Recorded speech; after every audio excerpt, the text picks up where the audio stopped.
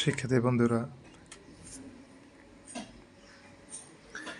এই ভিডিওতে আমরা যশোর বোর্ডে আগত 2020 সালের প্রশ্নের 4 নং সমাধানটা দেখব।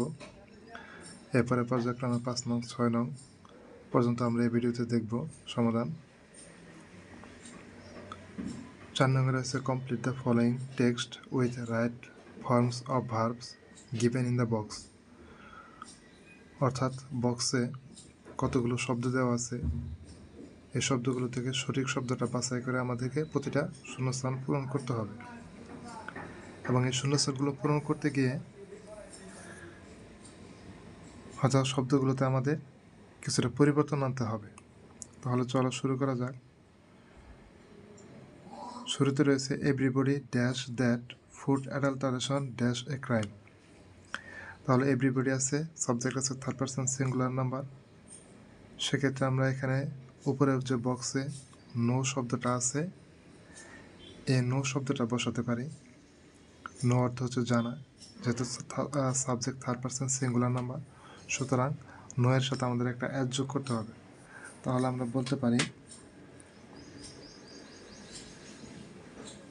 এভরিবডি নোজ দ্যাট, প্রত্যেকেই জানে যে ফুড অ্যাডাল্টারেশন খাদ্য ভেজাল ড্যাশ এ ক্রাইম। এখানে তাহলে আমাদের বক্সে বি দেওয়া আছে, আমরা জানি যে বি থাকলে আমাদেরকে am is are was were tense অনুযায়ী শূন্যস্থানে বসাতে হয়। তাহলে আমরা এখানে যেহেতু এটা প্রেজেন্ট টেন্সে, সুতরাং আমরা এবং থার্ড পারসন সিঙ্গুলার নাম্বার আছে সাবজেক্ট, সুতরাং আমরা এখানে ইজ বসাবো। তাহলে everybody knows that food adulteration is a crime, প্রত্যেকেই জানে যে খাদ্য ভেজাল একটা অপরাধ।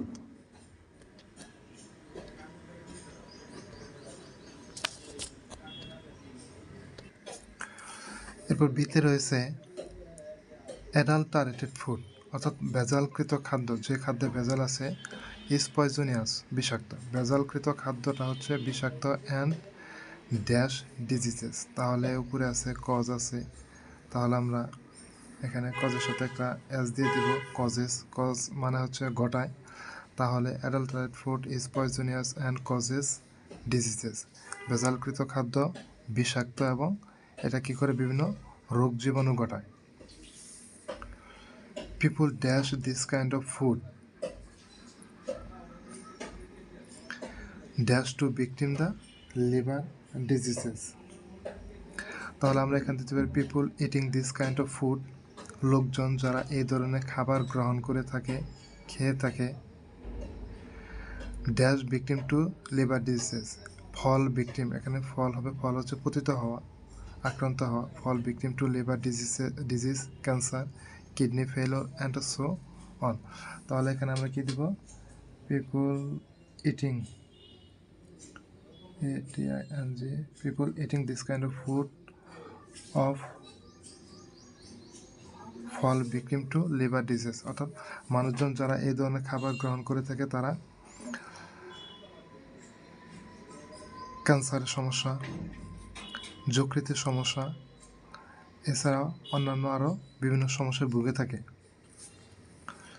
সাম businessman who are avaricious and dash after money. Some businessman who are avaricious, কিছু ব্যবসায়ী আছে যারা হচ্ছে অর্থলোভী, and dash after money and run after money. Run after money একটা ফ্রেজ যেটার অর্থ হচ্ছে পিছু নেওয়া। Run after money only dash this heinous work, only do this heinous work. তাহলে পুরো সেন্টেন্সটা যদি অর্থ আমি বলে এরকম হবে যে some businessman who are avaricious and run after money only do heinous work. কিছু ব্যবসায়ী আছে যারা অর্থলোভী, যারা অর্থের পিছে ছোটে, তারাই কেবলমাত্র এই জঘন্য কাজটা করে থাকে। They dash on the miseries of others, they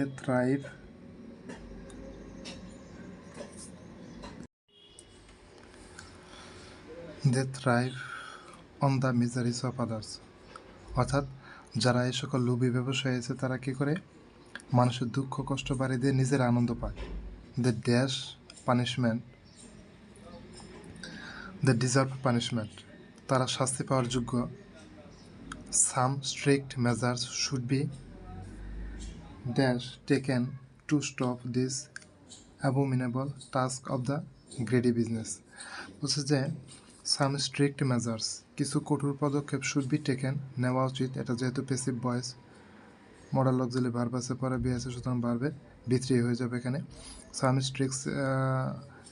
some strict measures should be taken কিছু কঠোর পদক্ষেপ নেওয়া উচিত to stop this abominable task এ খারাপ কাজকে প্রতিহত করার জন্য, থামানোর জন্য, অফ দ্য গ্রেডি বিজনেসম্যান যারা লোভী ব্যবসায়ী আছে। অর্থাৎ যারা যে সকল লোভী ব্যবসায়ী আছে তাদের এই খারাপ কাজটাকে, এই জঘন্য কাজটাকে থামানোর জন্য কিছু কঠোর পদক্ষেপ নেওয়া দরকার। এবার আমরা 5 নংয়ের সমাধানটা দেখব। 5 নং আছে change the sentences according to the direction, অর্থাৎ ব্রেকেটে যে নির্দেশনা দেওয়া আছে সে অনুসারে পরিবর্তন করতে বলছে। শুরুতে বলা আছে Napoleon Bonaparte was one of the greatest soldiers in France. তাহলে এটাকে পজিটিভ করতে বলছে। আমরা জানি সুপারলেটিভ ডিগ্রিতে যদি 1 অবধি থাকে তাহলে আমাদের পজিটিভ ডিগ্রিটা ভেরি ফিউ দ্বারা শুরু করতে হয়। তাহলে আমরা বলতে পারি যে তাহলে আমরা এইভাবে বলবো very few soldiers in France, যেহেতু পাস্ট টেন্স আছে, were as great superlative form আছে, গ্রেটেস্ট সুপারলেটিভ ফর্ম আছে, এর পজিটিভ ফর্ম আছে গ্রেট। তাহলে very few soldiers in France were as great as Napoleon Bonaparte. 2 নম্বর আছে he joined the French army as an ordinary soldier. এটাকে আমাদের negative করতে হবে। তাহলে আমরা এভাবে বলতে পারি he did not join the French army as a high official, অর্থাৎ সে ফ্রান্সের যে সেনাবাহিনী ছিল সেখানে একজন সাধারণ সৈনিক হিসেবে যোগদান করেছিল। এর বিপরীতটা হবে he did not join the French army as an high official, অর্থাৎ ফ্রান্সের সেনাবাহিনীতে উচ্চপদস্থ সেনা কর্মকর্তা হিসেবে যোগদান করেছিল না। সিতে আছে fighting several wars with the neighbouring countries he won all of them. তাহলে এটাতে বলছে যে প্রতিবেশী যে সকল রাষ্ট্র ছিল তাদের সাথে সে বেশ কয়েকবার যুদ্ধ করে এবং সবগুলো যুদ্ধে জয়ী হয়। এখানে তাহলে আমাদের বলতে হবে যে প্রতিবেশী যে সকল দেশ আছে তাদের সাথে সে যে কটা যুদ্ধে অংশগ্রহণ করে কোনো যুদ্ধে সে পরাজিত হয় না। তাহলে আমরা যদি ইংলিশে বলি তাহলে এরকম হবে fighting several wars with the neighbouring countries he did not lose any of them. যেহেতু এটা আমাদের পাস্ট টেন্সে আছে সুতরাং দিতে হবে he did not lose any of them. ডিতে আছে হি ওয়াজ ভেরি কারেজিয়াস, এটাকে নেগেটিভ করতে হবে, হি ওয়াজ ভেরি কারেজিয়াস। তাহলে সে ছিল খুবই সাহসী, তার মানে সে খুব ভীরু ছিল না। আমরা বলতে পারবো হি ওয়াজ নট টিমিড, অর্থাৎ কারেজিয়াসের বিপরীতে হচ্ছে টিমিড, টিমিড মানে ভীরু। He was not timid at all, আর ভেরি থাকলে আমাদের অ্যাট অল বসাতে হয়। তাহলে আমরা এভাবে বলতে পারি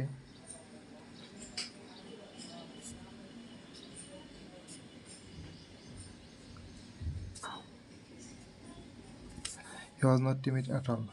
He grew very powerful. তাহলে বলছে হি গ্রিউ ভেরি পাওয়ারফুল, এটাকে এক্সক্লামেটরি করতে বলছে। আমরা জানি যে অ্যাসার্টিভ থেকে এক্সক্লামেটরি করার সময় যদি শুধু ভেরি থাকে সেন্টেন্সে তাহলে আমাদের হাউ দ্বারা শুরু করতে হয়। শুরুতে দিব হাউ, পরে ভেরির পরে যে শব্দটুকু থাকে সেটা আমরা দিব হাউ পাওয়ারফুল হি গ্রিউ। তাহলে হাউ পাওয়ারফুল হি গ্রিউ হবে।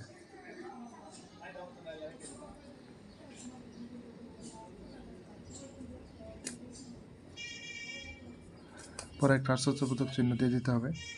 এতে বলছে in 1804 he proclaimed himself the empire, অর্থাৎ 1804 সালে সে নিজেকে সম্রাট দাবি করে বসে, এটাকে পেসিভ করতে বলছে। তাহলে আমরা এভাবে বলবো in 1804 he was proclaimed empire by himself. তাহলে কি বললাম in 1884 he was proclaimed the empire by himself. এরপর আমাদের যেটা করতে বলছে যে this courage helped him to reach highest position, অর্থাৎ তার যে এই সাহস সেটা তাকে সহায়তা করেছিল সর্বোচ্চ পর্যায়ে যেতে। এটাকেও পেসিভ করতে বসে, তাহলে রিচ আমাদের ভার্ব। পরের অংশটা আমরাই করব। তাহলে আমরা এটা এভাবে বলতে পারি, তাহলে আমরা এটাকে পেসিভ করব। এখানে যে হিমটা হচ্ছে আমাদের অবজেক্ট, এটাকে আমরা পেসিভ ভয়েসের সাবজেক্ট হিসেবে ধরবো। যেহেতু পাস্ট টেন্স আছে, he was help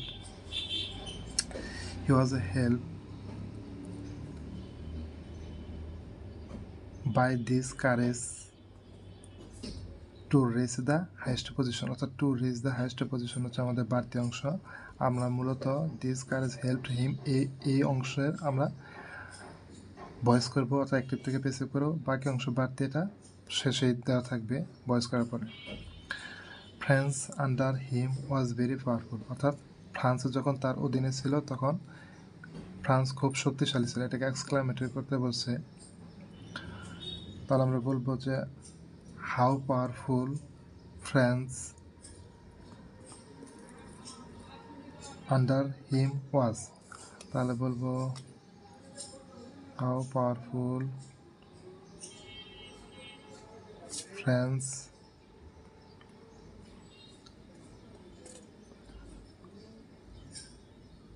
under him was, how powerful France under him was। তারপর বলছে যে হি লাইভড এ পাওয়ারফুল লাইফ, এটাকে নেগেটিভ করতে বলছে। সে যেহেতু বলছে যে সে একটা হি লাইভড এ পাওয়ারফুল লাইফ, সে রাজকীয় জীবনযাপন করেছে, সে সাধারণ জীবনযাপন করে না। তাহলে আমরা যদি নেগেটিভ করি তাহলে আমরা এইভাবে বলবো যে he did not live a simple life, সে কিন্তু রাজকীয় জীবনযাপন করছে। সুতরাং নেগেটিভটা আমাদের এরকম হবে, শেষ he did not live a simple life, সে সাধারণ জীবনযাপন করে নাই। He will be remembered for ever, অর্থাৎ সে তাকে চিরজীবনে স্মরণ করা হবে। এটা হচ্ছে আমাদের অ্যাক্টিভ করতে হবে। তাহলে যেহেতু পেসিভ এই অ্যাক্টিভে যেহেতু অবজেক্ট নেই, সুতরাং আমরা যখন পেসিভ করবো তখন একটা অবজেক্ট ধরে নিব। তাহলে আমরা বলতে পারি পিপুল, কেউ না কেউ তাকে স্মরণ করে, একা একা তার স্মরণ হয়। তাহলে আমরা বলবো people will remember him for ever, অর্থাৎ people will remember him for ever. People will people will remember him for ever.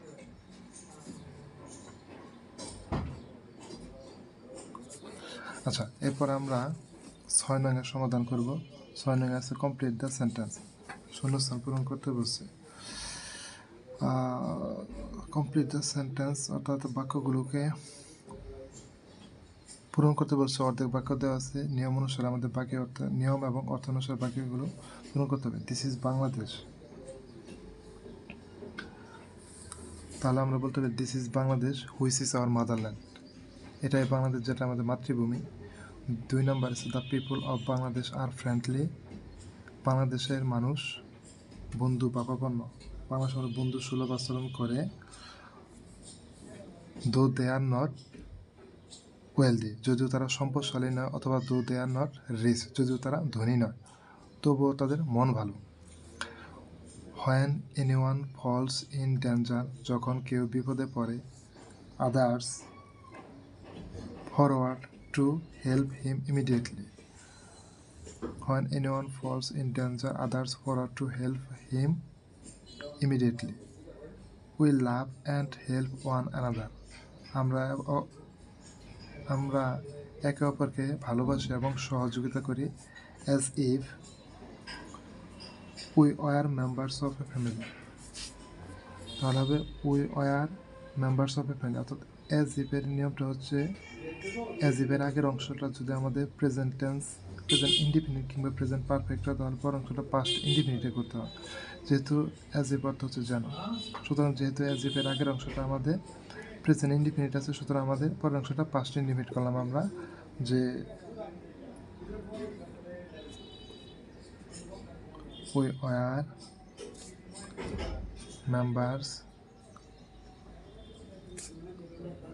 of a family, অর্থাৎ এখানে আমরা কিন্তু পাস্ট টেন্স করে দিয়েছি। উই ওয়ার্ক সিরিয়াসলি, আমরা আন্তরিকভাবে কাজ করি। Lest we should fail to prosper day by day, আমরা আন্তরিকভাবে কাজ করি যাতে আমরা দিন দিন উন্নতি করতে ব্যর্থ না হই। লেস্টের একটা নিয়ম আছে, লেস্টের পরে আমাদের কী করতে হয়, একটা সাবজেক্ট দিতে হয়, এরপরে শুড বা মাইট ব্যবহার করতে হয়, এরপরে ভার্ব ওয়ান প্লাস অবজেক্ট হয়। অর্থাৎ যদি লেস্টে থাকে সেক্ষেত্রে আপনাকে এরপরে একটা সাবজেক্ট বসাতে হবে, তারপরে শুড বা মাইট বসাতে হবে, তারপরে ভার্ব ওয়ান দিতে হবে, ভার্ব ওয়ান দিতে হবে, পরে অবজেক্ট দিতে হবে। তাহলে আমরা বলবো উই ওয়ার্ক সিরিয়াসলি, আমরা আন্তরিকভাবে কাজ করি। Lest we should fail to prosper day by day, দিন দিন আমরা উন্নতি করতে, মানে আমাদের আন্তরিকভাবে কাজ করা উচিত, নতুবা আমরা কী করব, দিন দিন উন্নতি করতে ব্যর্থ হব। আজকে এ পর্যন্তই, সবাইকে ধন্যবাদ।